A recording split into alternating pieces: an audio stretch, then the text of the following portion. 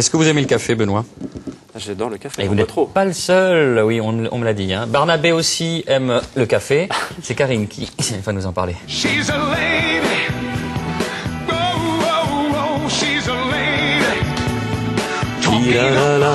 Karine, vous avez découvert qu'une créatrice de nos régions se cachait derrière des objets diffusés en grand nombre, en France, voire même en Europe.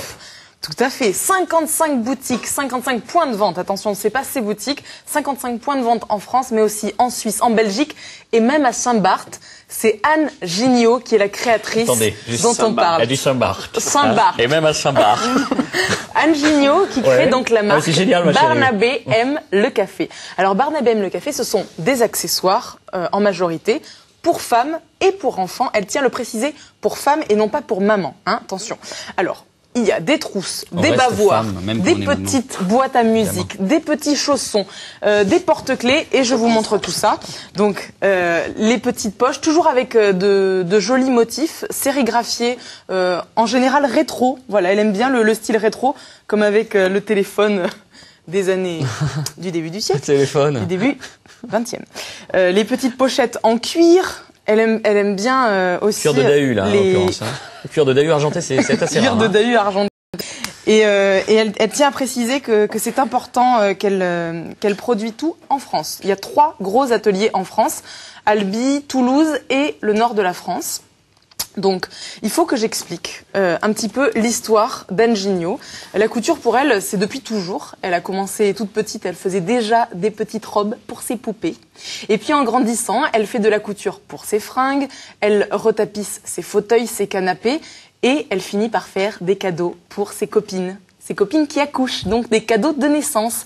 Et ça marche à tel point que même en bossant dans son agence de pub, puisqu'elle a fait des études de marketing, eh bien...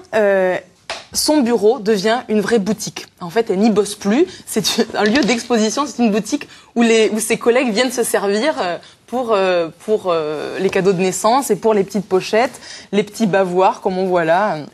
Super sympa avec les tissus Liberty.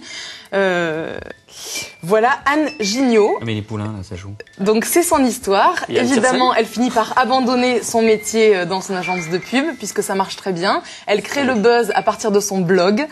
Et donc elle a monté sa marque en février 2008, et depuis 1 an.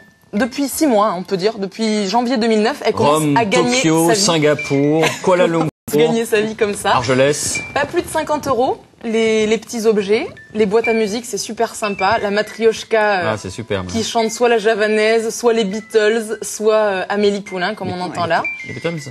Voilà, le Beatles.